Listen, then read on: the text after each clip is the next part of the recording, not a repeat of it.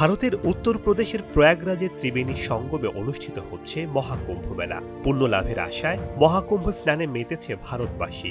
দেশটির রাজনীতিবিদ থেকে সিনেমা জগতের তারকা এবং ধনাঢ্য ব্যক্তিরাও সেখানে গিয়ে নদীর পানিতে ডুব দিচ্ছেন। অথচ পুণ্যের খোঁজে যেখানে ডুব দিচ্ছেন এত মানুষ, সেই পানিতেই কিলবিল করছে ক্ষতিকারক জীবাণু।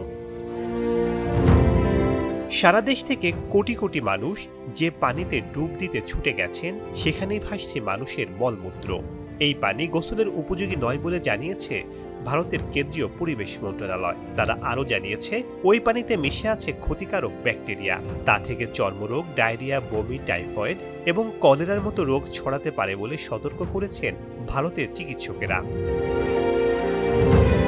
ন্যাশনাল গ্রিন ট্রাইব্যুনালের এক প্রতিবেদনে বলা হয়েছে, মহাকুম্ভের সময় বিশেষ করে শুভ দিনগুলোতে বিপুল সংখ্যক লোক গঙ্গায় গোসল করার ফলে মলমূত্রের ঘনত্ব বৃদ্ধি পায়। ব্যাকটেরিয়ার পরিমাণ ও ঘনত্ব বৃদ্ধি পাওয়ায় সেখানকার কোনো ঘাটের পানি এখন গোসলের উপযোগী নয় বলে প্রতিবেদনে জানানো হয়েছে।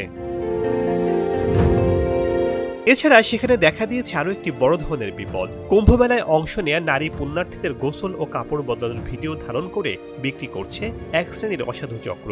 সামাজিক মাধ্যম ব্যবহার করে সেগুলো বিক্রয় করছে তারা। ফেসবুক, ইউটিউব এবং ইনস্টাগ্রামের মতো প্ল্যাটফর্মে নারীদের গোসল ও কাপড় পরিবর্তনের হাজার হাজার ভিডিও ইতোমধ্যে ছেয়ে গেছে। কিছু টেলিগ্রাম গ্রুপ অর্থের বিনিময়ে ভিডিওগুলো দেখার সুযোগ করে দিচ্ছে। এই উৎসবকে ঘিরে ভারতের উত্তরপ্রদেশের মুখ্যমন্ত্রী যোগী আদিত্যনাথ সব ধরনের সাইবার জালিয়াতি রোধের ঘোষণা দিয়েছেন। উত্তরপ্রদেশের জিডিপি প্রশান্ত কুমারও কড়া আইনি পদক্ষেপের নির্দেশ দিয়েছেন। ইতোমধ্যেই 3 ভিডিও ধারণকারীকে আটক করেছে সেখানকার প্রশাসন।